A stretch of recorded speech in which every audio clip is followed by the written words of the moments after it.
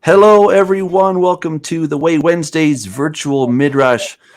I and my co-host Gary are taking you guys through a ton of Midrash. Hey, Gary, tell us, what is a Midrash? Well, a Midrash, it's basically like a Bible study.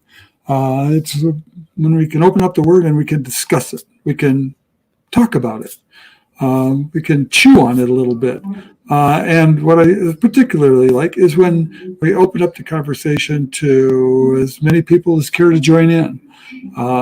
We had a great time with our Shabbat Plus Midrash last week, and looking forward to the Midrash tonight. Yeah, I think this is always a wonderful time to go through the Word. Always enjoy it. I just want to give a shout out to our e-community, to people who are online. Go ahead and let us know that you're there, guys, and where you're from, especially if this is your first time. Also, let us know if there's anything that we can do better, if there's something that we're missing during these virtual midrashes.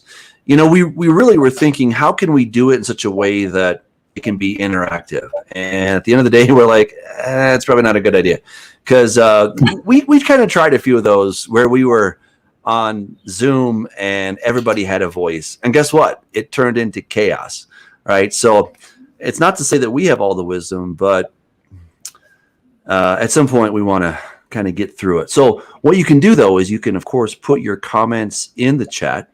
We are monitoring that, and so we do appreciate those comments. And so if there's something you want to share, if we miss something, if you're like, hey, I got this amazing insight, put it in the chat, and then we will get to that as we're going through the text.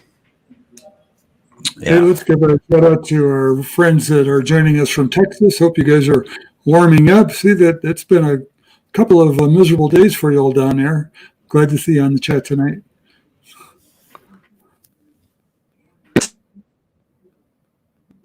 Text boy. No.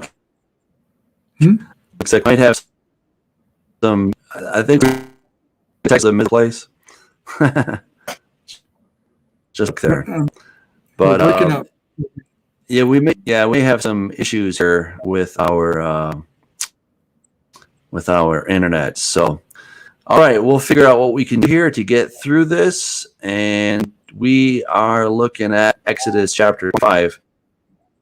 Get into the text. Can you hear me?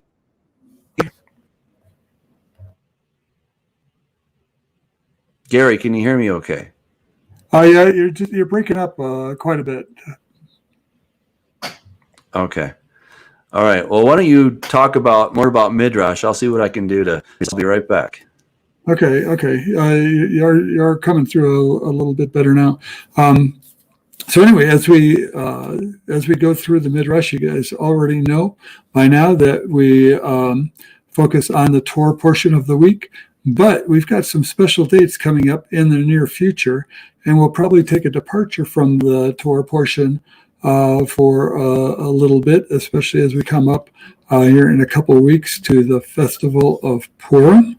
A fabulous story. So one of the unique stories in the Bible, unique in a couple of ways.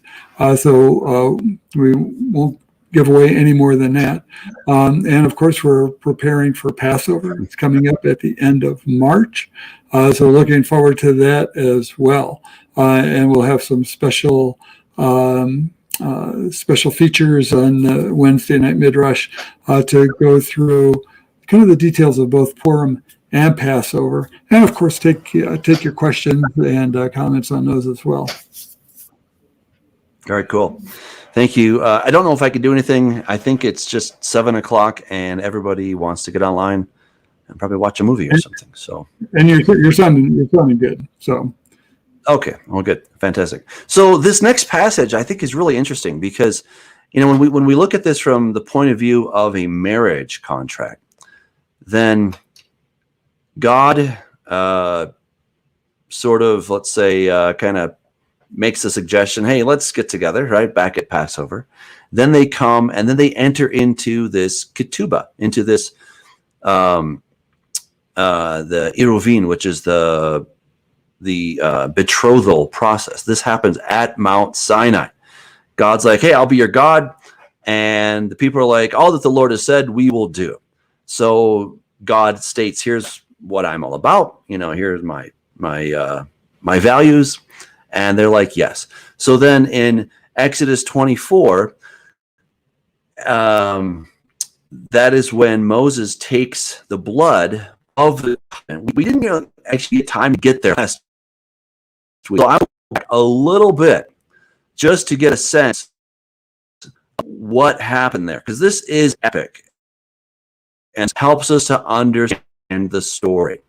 All right, so it says, and Moses took half the blood in basins and half the blood he sprinkled on the altar. Then he took the book of the covenant and read it in the hearing of the people. And they said, all that the Lord has said, we will do and be obedient. And Moses took blood, sprinkled it on the people, and said, this is the blood of the covenant, which the Lord has made with you according to all these words. Then Moses went up, also Aaron, Nadab, Abihu, and the 70 elders of Israel, et cetera, et cetera. And they saw God, which is, of course, cool. Right. So then God calls Moses up, come up to the mountain and be there, and I will give you tablets of stone and the law and commandments, which I've written, that you may teach them. So Moses goes up, of course, this really cool stuff. All right. So that is what we're getting into. And again, the reason that's significant is that God and Israel entered into a marriage relationship. In this case, it's a betrothal. It's not where they're living together and that kind of stuff, right? But it's that period before that. It's a little hard for us to understand as Westerners because we don't really have such a thing. If I ask a girl to, will you marry me? All right, that's a big deal, right? But there's nothing binding about that. If in 3 months we're like, I can't stand you, then we just call it off, right? That's what happens with a engagement here in America, at least. But back then, when you got engaged, you were legally married. You weren't together. You weren't sleeping together.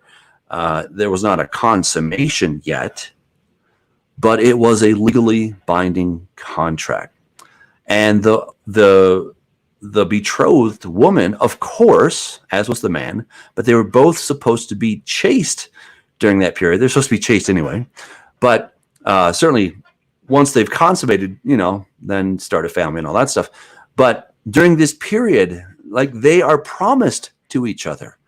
God is, of course, faithful, but Israel was not faithful. I'm getting ahead of myself, right? That all happens, and we'll get to that. But just understand the gravity of what we're talking about right now. And part of the proof of this, there's many proofs, but think about the new covenant, right? Jesus established the new covenant in his blood. And then what is the church, so-called? What is it called? It's called the bride of Christ.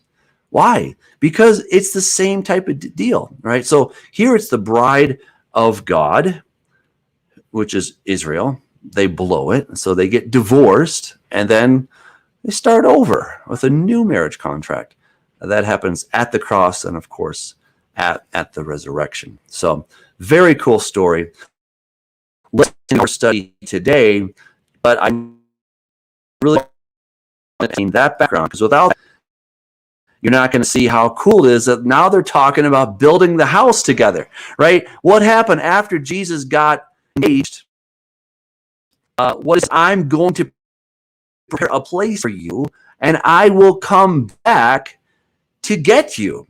He's going to prepare a place. What we're seeing in Exodus 25 is God and Moses talking about preparing the place. Which place is it? The tabernacle. That's what's really neat about this, is we see this parallelism in both of these covenants, which, of course, totally exciting. So without further ado, jump in here. Let me turn off these. Then the Lord spoke to Moses, saying, speak to the children of Israel that they may bring me an offering From everyone who gives it willingly with his heart, you shall take my offering. And this is the offering which you shall take from them: gold, silver, and bronze, blue, purple, and scarlet thread, fine linen, and goat's hair, ram skins dyed red, badger skins, and acacia wood, oil for the light, and spices for the anointing oil, and for the sweet incense, onyx stones and stones to be set in the ephod and in the breastplate. And let them make me a sanctuary, that I may dwell among them, according to all that I show you. That is the pattern of the tabernacle and the pattern of all its furnishings, just so you shall make it. And they shall make an ark of acacia wood, 2.5 cubits shall be its length, and a cubit and a half its width, and a cubit and a half its height. And you shall overlay it with pure gold, inside and out you shall overlay it, and you shall make on it a molding of gold all around. You shall cast 4 rings of gold for it, and put them in its 4 corners. 2 rings shall be on one side, and 2 rings on the other side. And you shall make poles of acacia wood, and overlay them with gold. You shall put the poles into the rings of the sides of the ark, that the ark may be carried by them. The poles shall be in the rings of the ark; they shall not be taken from it. You shall put it into the ark, the testimony which I give you. You shall make a mercy seat of pure gold. 2.5 cubits shall be its length, and a cubit and a half its width. And you shall make 2 cherubim of gold of hammered work. You shall make them at the 2 ends of the mercy seat. Make 1 cherub at one end, and the other cherub at the other end. You shall make the cherubim at the 2 ends of it as of one piece with the mercy seat. And the cherubim will stretch out their wings above, covering the mercy seat with their wings, and they shall face one another. The face of the cherubim shall be toward the mercy seat. You shall put the mercy seat on top of the ark, and in the ark you shall put the testimony that I will give you. And there I will meet with you, and I will speak with you from above the mercy seat, from between the 2 cherubim which are on the ark of the testimony, about everything which I will give you in the commandment to the children of Israel. You shall also make a table of acacia wood. 2 cubits shall be its length, a cubit its width, and a cubit and a half its height. And you shall overlay it with pure gold, and make a molding of gold all around. You shall make for it a frame of a handbreadth all around, and you shall make a gold molding for the frame all around. And you shall make for it 4 rings of gold, and put the rings on the 4 corners that are at its 4 legs. The rings shall be close to the frame as holders for the poles to bear the table.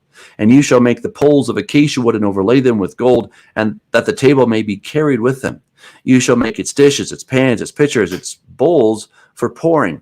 You shall make them of pure gold, and you shall set the showbread on the table before me always. You shall also make a lampstand of pure gold. The lampstand shall be of hammered work. Its shaft, its branches, its bowls, its ornamental knobs and flower shall be of one piece. And 6 branches shall come out of its sides, 3 branches of the lampstand out of one side, and 3 branches of the lampstand out of the other side. 3 bowls shall be made like almond blossoms in one branch, with an ornamental knob and a flower, and 3 bowls made like almond blossoms on the other branch, with an ornamental knob and a flower. And so for the 6 branches that come out of the lampstand, on the lampstand itself 4 bowls shall be made like almond blossoms, each with its ornamental knob and flower. And there shall be a knob under the first 2 branches of the same, a knob under the second 2 branches of the same, and a knob under the third 2 branches of the same, according to the 6 branches that extend from the lampstand. Their knobs and their branches shall be of one piece. All of it shall be hammered, one hammered piece of pure gold. You shall make 7 lamps for it, and they shall arrange its lamps so that they give light in front of it. And its wick trimmers and its trays shall be of pure gold. It shall be made of a talent of pure gold with all these utensils. And see to it that you make them according to the pattern which was shown you on the mountain. Boy, I don't know, Gary, there's a lot of cool stuff in there. Just when you think, oh, this is boring stuff, there's so much cool stuff in there. I'm just kind of overwhelmed.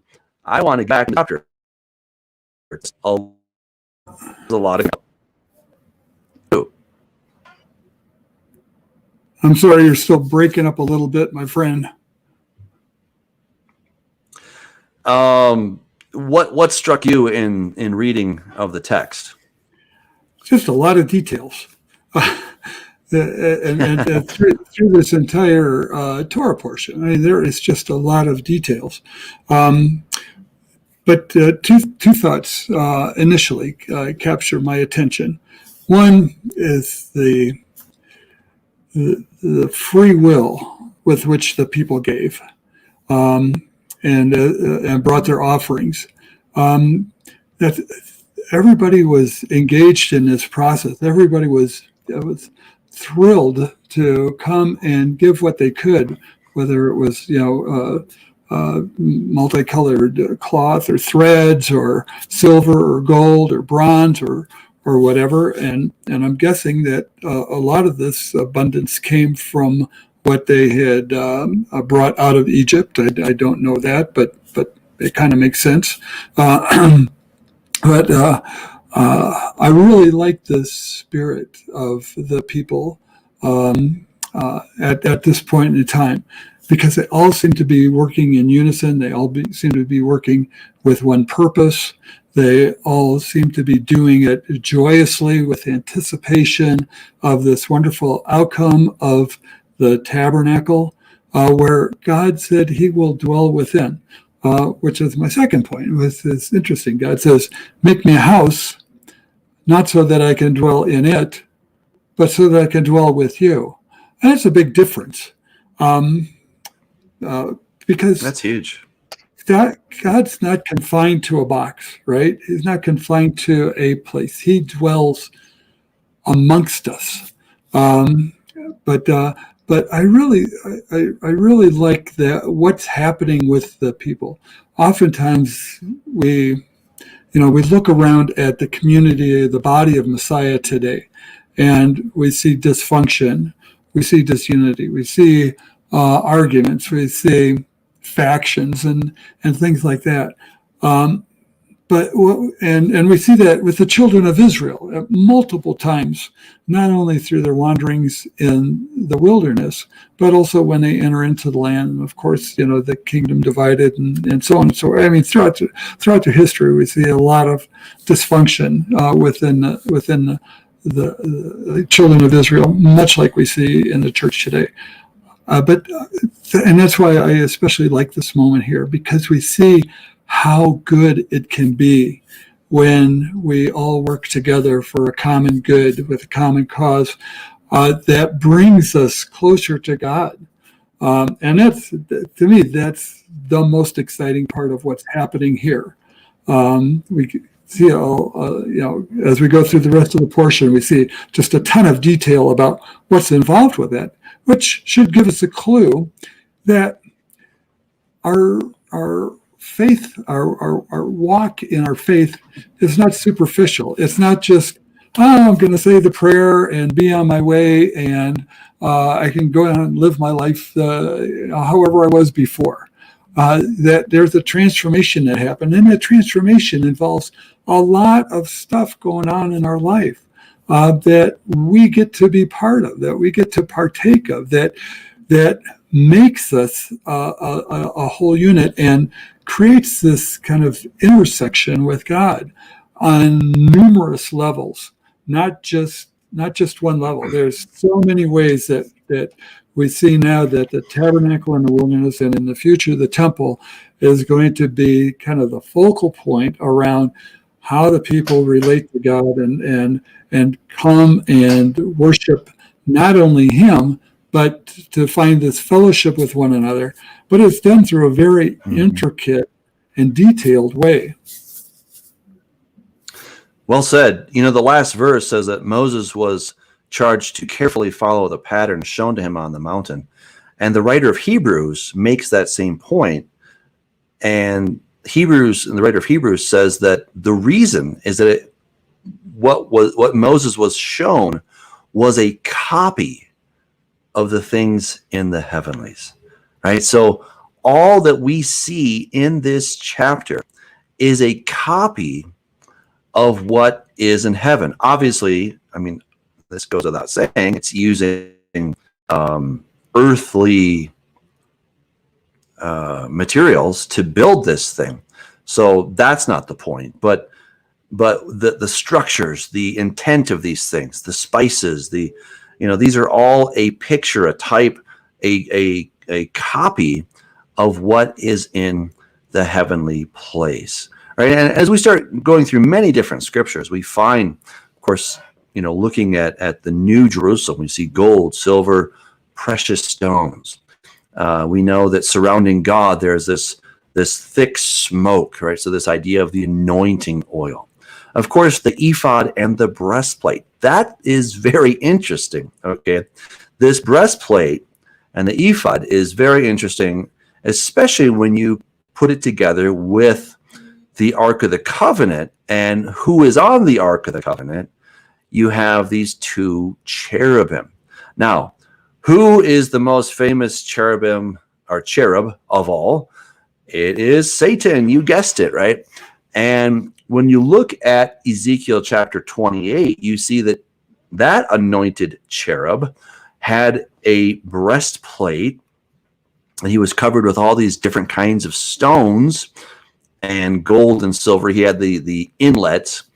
Probably the King James got the translation wrong of tubes and pipes. That's probably not really the idea, but it's more of this idea of a breastplate. So Satan was the anointed cherub. We know he blew it, and that's a whole different story. But notice here that there are cherubim up in this place, and they are the ones who are surrounding the glory of God. Now we get an actual picture of this place. Really cool in Isaiah chapter 6. So here in Isaiah, it says above it stood two seraphim. I'm going to make the argument that seraphim and cherubim are the exact same thing. They're the exact same thing. That the word saraph means fiery. So these are fiery ones. And when we look at cherubim, which we see in Ezekiel chapter 1, Ezekiel 28, etc., they're covered with fire. So seraphim is just, they're burning ones, and cherub is the idea of who they are, what they do. And they're the ones who are close to God. And notice that there are two, right? There's two of them, and they are, they're above, above God's throne stood these two seraphim, right? So the idea is at the mercy seat, there would probably be this Shekhinah, this glory of God that would be in that center space. And then around it would be the seraphim, because that is the picture of this place. And of course, what they're saying is holy, holy, holy. Notice that the house is filled with smoke, right? Isaiah is getting a picture of this place, and he says, woe am I, for I'm undone. This is just a vision, and he can't handle it because it's that awesome. And then the seraphim took a coal from the altar. These are all the things that we see in the holy place and the Holy of Holies, right? So these are all the different things that are in there. Satan checked out. We know that he disqualified himself. Again, that's another very interesting story, but we won't go into that. So all of the stuff that we're looking at is a copy of the things that are in the heavenly place. And Gary, I really love your word there that God says, I want to be with you, right? And there I will meet with you and I will speak with you from above the mercy seat. Now, let me say a word about this thing here of mercy seat. This is a term that was introduced into the King James. In the Hebrew, the word is kaporet, which just means the covering, the lid, right? It's the lid to this ark, to this box. So, I do like the term mercy seat. It's very pretty, but I'm not convinced that it's necessarily the most accurate. Now, of course, it depends how you look at it. The word kapoet comes from the word kafar. Kafar is the same word as Kippur, right? Kippur, Yom Kippur, right? So the Day of Atonement. And, is it mercy? Well, certainly mercy was included in that day, but really it's the day of covering. Yeah, mercy led God to do that, but the actual word is more on covering. On a technical note, it's the word for covering versus something else. So, there's just a lot of amazing stuff in here. He makes, of course, all this beautiful stuff. And we got to take a look at that. You got the showbread, the lampstands, right? So here's another thing, the lampstand.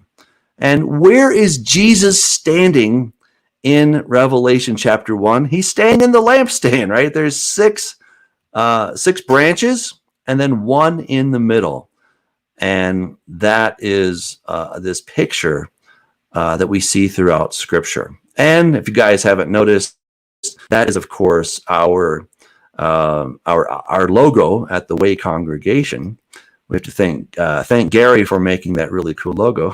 Thank you, brother. But again, the reason that we wanted to go with that is because that is the symbol, right? It's the Star of David. I like the Star of David. I'm not against the Star of David, but that is not the ancient symbol that was used for Israel. So it really is the menorah, which is really cool. Should I go to the next chapter? What do you think? Yeah, I think so. Let's go through this. Yeah, go ahead. All right. Chapter 26. Moreover, you shall make the tabernacle with 10 curtains of fine woven linen and blue, purple, and scarlet thread with artistic designs of cherubim. You shall weave them. The length of each curtain shall be 28 cubits, and the width of each curtain 4 cubits, and every one of the curtains shall have the same measurements. 5 curtains shall be coupled to one another, and the other 5 curtains shall be coupled to one another. And you shall make loops of blue yarn on the edge curtain on the selvage of one set, and likewise you shall do on the outer edge of the other curtain of the second set. 50 loops you shall make in the one curtain, and 50 loops you shall make on the edge of the curtain that is on the end of the second set, that the loops may be clasped to one another. And you shall make 50 clasps of gold and couple the curtains together with the clasps, so that it may be one tabernacle. You shall also make curtains of goat's hair to be a tent over the tabernacle. You shall make 11 curtains. The length of each curtain shall be 30 cubits, and the width of each curtain 4 cubits, and the 11 curtains shall all have the same measurements. And you shall couple 5 curtains by themselves and 6 curtains by themselves, and you shall double over the 6th curtain at the forefront of the tent. You shall make 50 loops on the edge of the curtain that is outermost in one set, and 50 loops on the edge of the curtain of the second set. And you shall make 50 bronze clasps, put the clasps into the loops, and couple the tent together, that it may be one. The remnant that remains of the curtains of the tent, the half curtain that remains, shall hang over the back of the tabernacle. And a cubit on one side and a cubit on the other side of what remains of the length of the curtains of the tent shall hang over the sides of the tabernacle on this side and on that side to cover it. You shall also make a covering of ram skins dyed red for the tent, and a covering of badger skins above that. And for the tabernacle you shall make the boards of acacia wood, standing upright. 10 cubits shall be the length of a board, and a cubit and a half shall be the width of each board. 2 tenons shall be in each board for binding one to another. Thus you shall make for all the boards of the tabernacle, and you shall make the boards for the tabernacle 20 boards for the south side. You shall make 40 sockets of silver under the 20 boards, 2 sockets under each of the boards for its 2 tenons. And for the second side of the tabernacle, the north side, there shall be 20 boards, and there 40 sockets of silver, 2 sockets under each of the boards. For the far side of the tabernacle westward, you shall make 6 boards. And you shall also make 2 boards for the 2 back corners of the tabernacle. They shall be coupled together at the bottom, and they shall be coupled together at the top by one ring. Thus it shall be for both of them. They shall be for the 2 corners. So there shall be 8 boards with their sockets of 6 silver 16 sockets, 2 sockets under each of the boards. And you shall make bars of acacia wood, 5 of the boards on one side of the tabernacle, 5 bars for the boards on the other side of the tabernacle, and 5 bars for the boards on the side of the tabernacle for the far side westward. The middle bar shall pass through the midst of the boards from end to end. You shall overlay the boards with gold, make their rings of gold as holders for the bars, and overlay the bars with gold. And you shall raise up the tabernacle according to its pattern, which you were shown on the mountain. You shall make a veil woven of blue, purple, and scarlet thread, and fine woven linen. It shall be woven with an artistic design of cherubim. You shall hang it upon the 4 pillars of acacia wood overlaid with gold. Their hooks shall be gold upon the 4 sockets of silver, and you shall hang the veil from the clasps. Then you shall bring the ark of the testimony in there behind the veil. The veil shall be a divider for you between the holy place and the most holy place. You shall put the mercy seat upon the ark of the testimony in the most holy. You shall set the table outside the veil and the lampstand across from the table on the side of the tabernacle toward the south, and you shall put the table on the north side. You shall make a screen for the door of the tabernacle woven of blue, purple, and scarlet thread, and fine woven linen made by a weaver, and you shall make for the screen 5 pillars of acacia wood, and overlay them with gold. Their hooks shall be gold, and you shall cast 5 sockets of bronze for them. All right. Again, it's easy to get lost in the details. There's obviously a lot of details. It's kind of like reading a blueprint. I don't know, this isn't so exciting. But at some point you have to get the measurements, right? God had to give those, and so this is probably the not the most exciting part of the Bible. But when we start to dig in, I think we find there's a lot of little treasures in there, especially when we think that this is a copy of the heavenly place. In Revelation it says that the Ark of the Covenant was seen, the temple was opened, so God is in a space, some kind of he's kind of put himself in a box, if you will, to contain his glory, he's purposefully trying to, what's the right word? To hide himself. I guess that's probably the best word. And the analogy that I like to use is that, God's glory cannot be on this planet Earth right now, because what happens? The mountains begin to melt, right? We saw back in chapter 19, the whole mountain was on fire. God just let a little bit of his glory shine on the earth, and the earth began to melt away, because the corrupted, degenerate earth is incompatible with God, with his glory. And so these, God has put himself in this box for a time until when everything is going to be made right. What are your thoughts, brother? Well, I might disagree with you a little bit here in the sense that I don't think he's in a box. And again, I think he didn't say build this house so I can dwell in it, but I can dwell among you.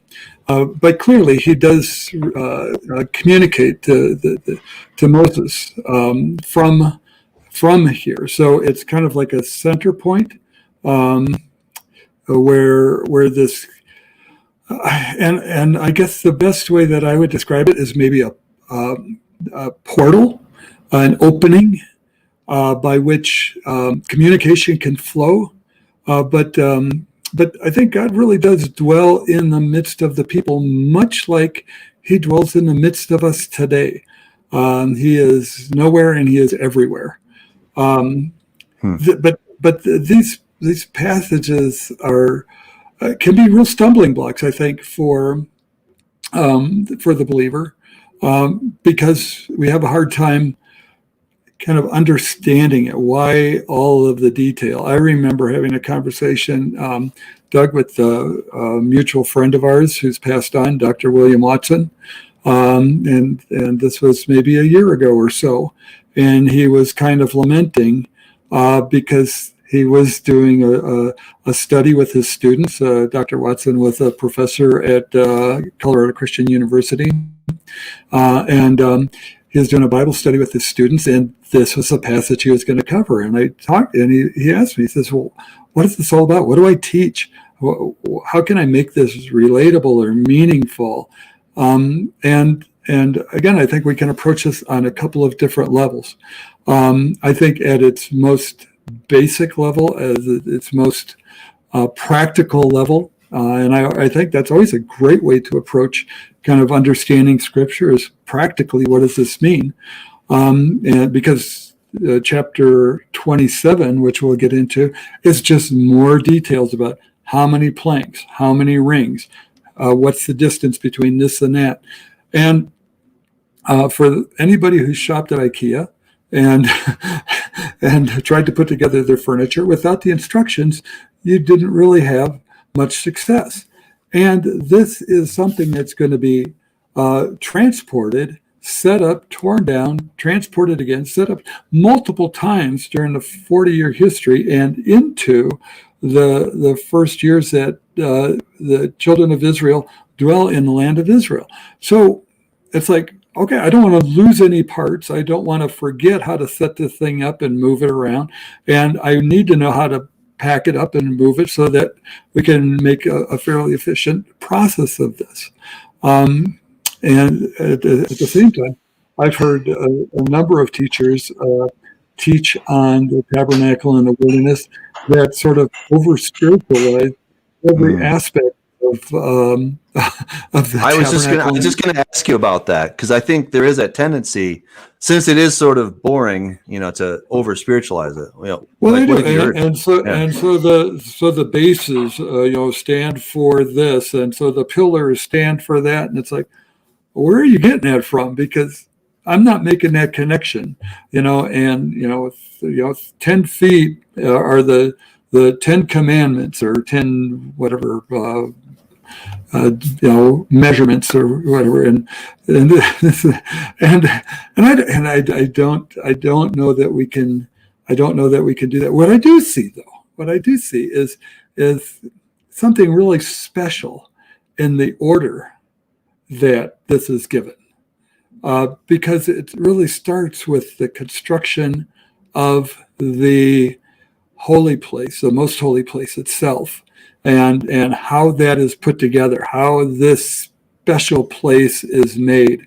And then as you place the items in it, it really starts and works from its way out, from the inside out, with the ark to the lamp, to the altar, to the showbread, and the lampstand, coming out then to the not the Holy of Holies, but the holy place where those things are, then out.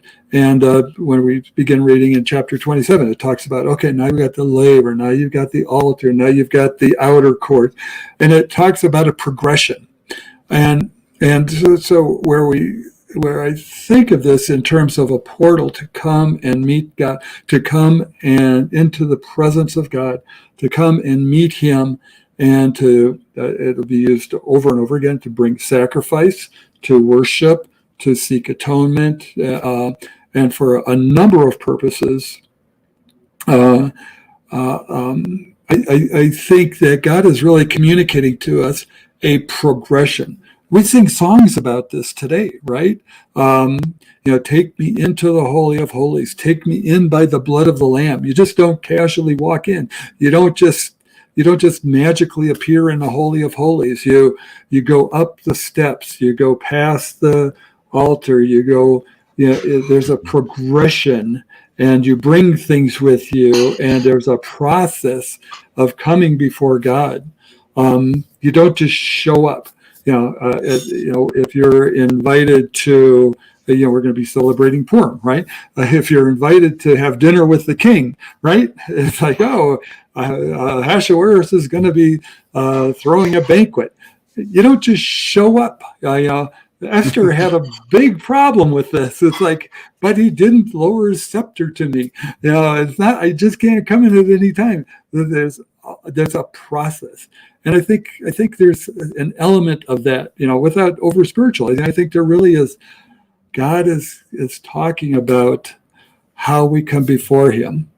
And I think there's a lot of value to that, not only in the respect that we have for God and the reverence that we have for God, but it's also talking about preparing our heart. Am I ready to come before him? Am I prepared? Am I cleansed? Did I mikvah? Did I wash? Am I, certainly the priests minister in certain types of clothing, and they have processes, not only just with their own purification, but purification through blood, and different types of sacrifices. My wife and I oftentimes will do our study through our daily study through the 1 Year Bible.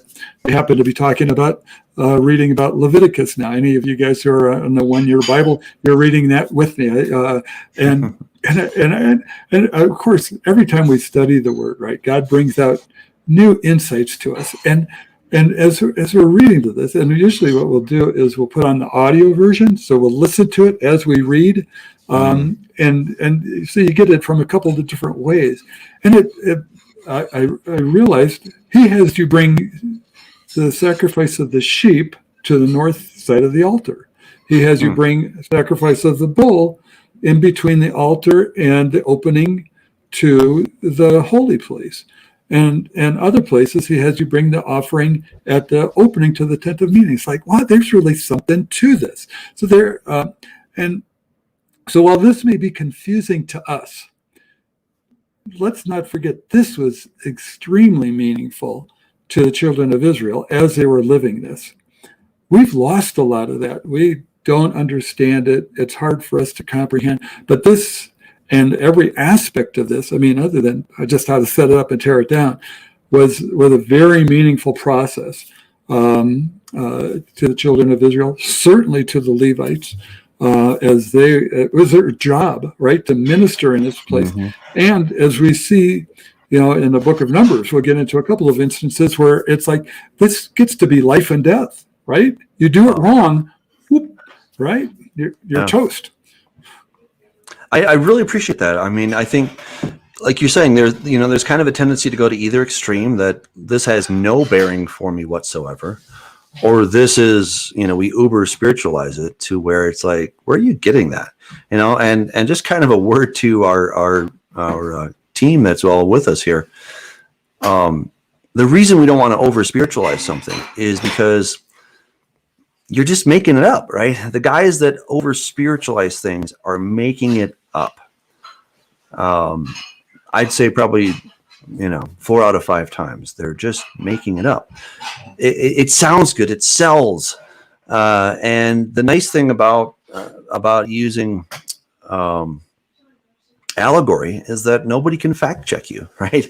Nobody can really see if you're telling the truth or not. They're like, well, the Lord told me. Oh, well, right?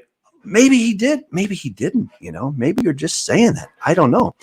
That is why I'm going to stick with the Word. Gary sticks with the Word because that we can look at it. It's objective. It's not just my subjective feelings about this, but what does the text say? And that is what is so refreshing. And, I was thinking about what you're saying. I love the Acacia metaphor because, if you don't have good instructions, well, we guys, often don't read the instructions anyway. You have to wonder, did Moses actually read the instructions, or he's probably like, I can put this thing together, no problem, But we need those instructions to know how to put things together. Now, this is not part of our daily life. This was not part of most people's daily life, right? The average Israelite was not engaged in this process. So, they might have read this and like, well, that's interesting. I don't know what, it has no bearing on my life. Or does it, right? Or does it? It has a bearing. At least it had a bearing on the Israelites' lives, because if it wasn't put together correctly, if the Levites did not perform their job properly, then you would have no meeting place between God and man. The portal, as Gary was talking about, isn't going to work. Someone's going to get killed, like Nadav and Abihu, right? They're going to get killed because they didn't follow the protocols. So, we might say, well, this has no bearing and application on my life. It does, actually. Now, for us today, right, there is no tabernacle, but we understand that Jesus, by his own blood, took his blood not into the tabernacle made with hands, that is of this creation, but to the one made without hands, to the heavenly tabernacle, the one that we read about in Isaiah chapter 6. That is the place where he took his blood. So though there isn't an earthly tabernacle for us. That earthly tabernacle serves as a copy, a paradigm, a template for what Jesus did with his blood. So it really does help us imagine.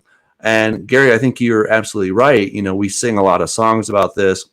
Take me into the Holy of Holies, take me past the brazen altar, and all this stuff, right? We like to sing about this stuff. If we didn't have the descriptions, we certainly wouldn't be able to sing about it very well. And this was not a place that you just waltzed into. The closest example that I can think of today is a clean room. So where they make computer chips and that kind of stuff. Excuse me. They have what's called a clean room, and they want to, have the parts of dust be like, 1 part per million or something like that, right? Because they want it to have no dust. That is what you call a holy place. What does holy mean? It means that it's set apart. It's special, right? So you don't take your lunch in there. You don't drink your coffee in there. You don't play video games in the clean room. It has a very distinct function, and only certain people under certain conditions, under certain attire, at certain hours, right, can go in there. It's not just open for the general public to go walking in the clean room. That's not what a clean room is for. And that's the closest example that I can come to of the Holy of Holies. It's not that God's being snobbish or doesn't want to hang out with us. He wants to hang out with us. And that was the whole purpose, is so that here a fiery, glorious God does not incinerate everybody, so that he can actually hang out with us. That's the point. And the Levites are like the technicians that keep the whole place running. That's really the picture that we're getting at. So yeah, I understand. Reading some of the stuff can be about as exciting as reading IKEA directions on putting your shelf together. I get it, but there is value in doing so, and that's why we're going through it. And we're almost through. We only got another 19 verses, so I propose that we get through these 19 verses, and then we'll commiserate as to what we learned here. Let's do it, because I have a thought I want to share with you, but let's wait till after we go through 27. Very cool. You shall make an altar of acacia wood, 5 cubits long and 5 cubits wide. The altar shall be square, and its height shall be 3 cubits. You shall make its horns of its 4 corners. Its horns shall be of 1 piece with it, and you shall overlay it with bronze. Also, you shall make its pans to receive its ashes, and its shovels, and its basins, and its forks, and its fire pans. You shall make all its utensils of bronze. You shall make a grate for it, a network of bronze, and on the network you shall make 4 bronze rings at its 4 corners. You shall put it under the rim of the altar beneath, that the network may be midway up the altar. And you shall make poles for the altar, poles of acacia wood, and overlay them with bronze. The poles shall be put in the rings, and the poles shall be put on the 2 sides of the altar to bear it. You shall make it hollow with boards, as it was shown you on the mountain. So shall they make it. You shall also make the court of the tabernacle. For the south side there shall be hangings for the court made of fine woven linen, 100 cubits long for one side. And its 20 pillars and their 20 sockets shall be bronze. The hooks of the pillars and their bands shall be silver. Likewise, along the length of the north side there shall be hangings 100 cubits long, and its 20 pillars and their 20 sockets of bronze, and the hooks of the pillars and their bands of silver. And along the width of the court on the west side shall be hangings of 50 cubits with their 10 pillars and their 10 sockets. The width of the court on the east side shall be 50 cubits. The hangings on one side of the gate shall be 15 cubits with their 3 pillars and their 3 sockets. And on the other side shall be hangings of 15 cubits with their 3 pillars and their 3 sockets. For the gate of the court there shall be a screen 20 cubits long, woven of blue, purple, and scarlet thread, and fine woven linen, made by a weaver. It shall have 4 pillars and 4 sockets. All the pillars around the court shall have bands of silver. Their hooks shall be of silver, and their sockets of bronze. The length of the court shall be 100 cubits, the width 50 throughout, and the height 5 cubits, made of fine woven linen, and its sockets of bronze. All the utensils of the tabernacle for all its service, all its pegs, and all the pegs of the court shall be of bronze.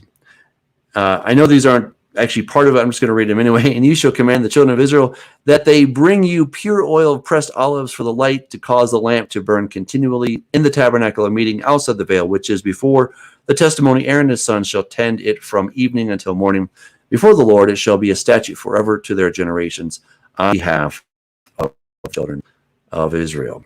All right, so go for it, brother. Okay, so as we started looking at the whole purpose of this, the detail of this passage is really to talk about this very specific location where the ark sat and God's presence dwelt between the cherubim. And of course, it stored the tablets of stone, the Word of God. It made me think of, where else do we read about the word dwelling with us? And I thought of the Gospel of John. I was like, oh, and the Word was made flesh, and he was the Word, Yeshua was the Word, and he dwelt among us.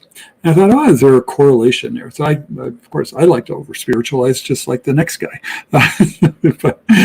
So the question I have is there a correlation between the tabernacle and Yeshua? So God desires to set up the tabernacle in the wilderness so that he may dwell among the people, so that he may communicate to Moses through this portal there at the between the cherubim. And of course, we see from John 1 that Yeshua was the Word, right? So the Word, right? The Ten Commandments, the stones are right there in the ark. His presence is right there. I don't think it's any it's not a coincidence that when Yeshua rose from the dead, there were two angels at his empty tomb, which ultimately became the revelation of the mystery of Yeshua and his sacrifice that Paul and the disciples would write the rest of the New Covenant scriptures about, is his death and his resurrection, right? And so that we see this whole revelation of God coming from the Word dwelling amongst us, and from this revelation coming from between the two angels. And so I thought, oh, I don't know. Do you see anything in there, or am I over spiritualizing? I don't think you're over spiritualizing it. I think it's beautiful. Yeah, I really do. So when we look at all the detail of all the pieces and the parts and the rings and the posts and the pillars, it made me think of the prophecies that point to Yeshua. All of these things point to the mercy seat, point to the Holy of Holies, point to God's presence. What do all the prophets do? They all point to Yeshua. I thought, oh, well, that's kind of interesting. It made me think, oh, maybe there's something there. I love it. Well, and even this whole idea that we've been talking about of the two marriages, right? So you have these two betrothals, one at Sinai, one at Pentecost, for lack of a better word. That this, God comes in his glory, right? God comes down to earth, and he manifests himself, and he then teaches, if you will, he gives his word. And then he talks about, okay, let's dwell together, right? And what you're saying is the same thing. And the word to dwell in Hebrew is shachan, right? So shachan means to dwell. The word shekinah, as we often say in English, really is the Hebrew word shechina, right? And it's the dwelling. We often use it in the sense of this glorious presence of God, which of course it is, but it doesn't actually mean glorious presence of God. It means the dwelling. And what's really amazing is in John chapter 1, verse 14, it says that the Word became flesh and dwelt among us, or tabernacled among us. That's one of the translations that there is. But that Greek word there is eskenosin. And the Greek word is actually a loan word from Hebrew, and it means to dwell, like to tabernacle. So eskenosin, you can hear the sakan, right? So there's no sh in Greek, so the sh became a s. So Shechina, Shekan, becomes eskenosim, that he dwelt among us, right? And so that's just, I think, one more evidence for what you're suggesting there. So I wouldn't say that's over spiritualizing it. I would suggest that we're actually finding these things in the text, right? So what over spiritualizing is when you cannot find stuff in the text, right? That's when you're like, I don't know, where do we find that in the Word, you know? And if we can't find it in the Word, then it's an interesting theory, but maybe we should be careful. If we can find things in the Word, then it's really cool, and that's how we can check ourselves from not over spiritualizing, because we don't want to do that. But I think this is really wonderful. Well, the other aspect of that then is that, right, we are the temple of the living God, right? 2 Corinthians 6 talks about that. It says, "For we are the temple of the living God, just as God said, I will dwell in them and walk among them. I will be their God, and they shall be my people." So Right. how does that work for us? So how do we take all these pieces, parts, rings, pillars, tapestries, all this stuff? How do we apply it to us? And I think that's a great point. Yeah. I think there's a real application there, as we say, okay, we just don't. There's structure to our light, our faith walk. There's structure to how we intersect with God. There's structure that we should have in our life. We're not just, it's not a free-for-all. Right.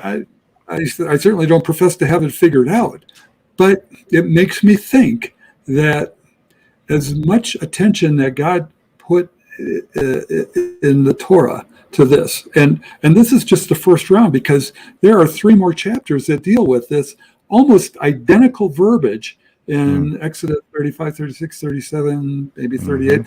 So there's a lot more that's going to talk about the very same thing. This is very important to God, to give this much print. When he talks about how to observe the Sabbath in like 2 sentences, and we extrapolate that into volumes, and it's like 6 chapters or so or more, and talks about the construction of the tabernacle, and then he says that we are the temple of the living God. Yeah, there's a lot there that I think we should apply.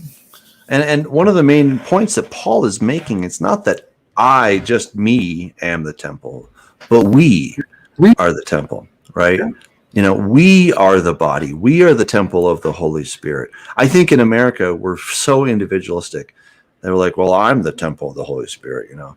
But like, okay, you know, I would say that I'm a brick in the temple, right? So I want to be holy. I want my vessel to be holy for this bigger vessel, this bigger structure called the temple. But we together are the temple. And, you know, this week I'll be teaching on 1 Corinthians chapter 12, and that's where Paul talks about, you know, the body, right? So he says, you know, Christ is the head, but, you know, we are the body, and every different part of the body is important. You know, the thumb is no more important or less important than other parts, but, you know, there's some parts of the body that are flashy and kind of get all the attention, and some parts don't get any attention. In fact, most times they never see the light of day. And, you know, but those are equally important parts. And, you know, if you think about it in terms of this tabernacle, you know, that bolt on the left side may not get any attention and nobody ever sees it. But if you take that little bolt away, right, the whole structure falls apart. Right? I'm, of course, exaggerating. But that's the idea here, that if you take out one of the tent pegs or something, then the structure is not going to stand. It's not going to operate as it's intended to do. And this is where we really have to, I'd say, repent of our individualism here in America, because I think we've taken it too far. You know, it's good to be rugged and be in cowboy and go and do stuff and, you know, kind of that can-do American spirit. That's all fine. But it can really become an idol unto itself, where I'm like, I can pull myself up by my bootstraps, man, and God doesn't need anybody else, just me and God, you know. And that is dangerous, because he's called us to be in relationship with him and with others. And it's not that I am the temple, but we are the temple, you know, and I just may be a lowly brick on the bottom floor and nobody's ever going to notice me. That's okay, because you have a part. I have a part to play. And we just want to be faithful to the King, not to what people think about us, but to the King. That is what we're called to do. And, you know, so what you're saying about the tabernacle, I think it's just spot on. I think it's great. Well, and of course that takes us right back to where we started in chapter 25, where all of the people essentially contributed. So many people contributed, gave something that they have ownership. They have a stake in the temple. They are in the tabernacle in the wilderness. It's like, oh, my thread contributed to this, or I helped to bring the wood for that, or I gave my earrings and they were melted down, whatever. I contributed to part of this, and Doug, I know one of the things that you and I talk about as people support the way through their tithes and offerings. It's not like, okay, well, here this is something to help you out. It's about sowing into the ministry. It's about being part of it. It's more participatory than a one-way street where you just write a check and that's it. It really is about being a functioning, active participant in the ministry of the way, just like these people. And that's what one of the beautiful things I like about this is the enthusiasm, the camaraderie, the community, the willingness, the joy that brought the tabernacle together by a multitude of people working as one. Man, if we can harness that, we can move mountains, right? We can say, mountain, go into the sea, and it'll be done. Yep. We can really harness the power and the authority that we have in Messiah if we do that together. That's good. And what you're talking about there in chapter 25 is where the people were giving. And it's not just money. We're not talking about money, but I think really what we want to understand is that we're called to give, right? Maybe it's money, maybe it's time, it's effort, but there's a bigger project. And that's what the people really got excited about until the point where Moses said, don't bring any more, we got enough, right? Stop, right? But there's a joy in being part of this. And the people sacrificed. It wasn't a huge sacrifice because they had tons of stuff, but still, that's a good way to check your greedier tendencies, is to give stuff away. And this is where we really have to refocus ourselves from being, what can church do for me? What can I get out of this thing? And at the first moment of, well, I didn't like what he said, or the oneg, the potluck just wasn't really that tasty, or I can't believe that person comes here, right? All these different things that we just become snowflakes, and we just melt away at the first little sign of something not being quite perfect. This isn't supposed to be a 5-star restaurant that you're coming to, right? This is supposed to be something where we are working together to reach the world for the kingdom of God. That is the purpose. And yes, of course, we want the children to have a good time, and we want people to feel comfortable. We understand all that. I understand. I want those things too. But that's not what we're about. We're about a mission, and the mission is to spread the good news of the kingdom. And it may require sacrifice. It may require a little bit of discomfort. It may require that, well, I didn't agree with that message. He was totally off on that one. Okay, maybe I was, or maybe he was, but are we still working together to proclaim the good news of his kingdom? Nobody bats 1,000. We're not going to bat 1,000. Right? It's impossible, but we're going to stay true to the main purpose, which is our mission, which is to go and to make disciples and teach them. Right? So that's really what we're about at the Way congregation, is to make disciples, and not to give them sort of the ooey gooey typical, kind of, I don't know, typical Christian stuff where I don't want to throw anybody under the bus, but our goal, I'll focus on what we're doing instead of what we're not. Our goal is to really get people into the whole Bible, into the Torah, that it's not done away with. It was not nailed to the cross, but it's still applicable. It's alive. It's right. It's good. And so that is the essence of our message. So anyway, we're out of time, brother. It's always good.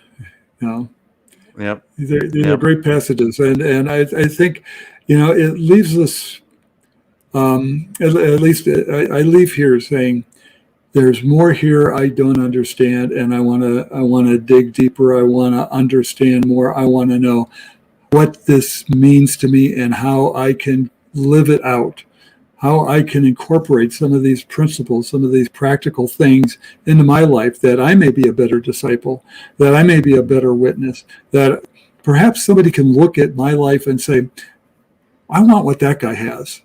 Maybe it's, I don't know. But I know there's more, and every time I read through this, it's like, man, there is so much more here that I'm just not getting. But I think I got more out of it this year than last year, and next year will be even better. Amen. All right. God bless everyone. We hope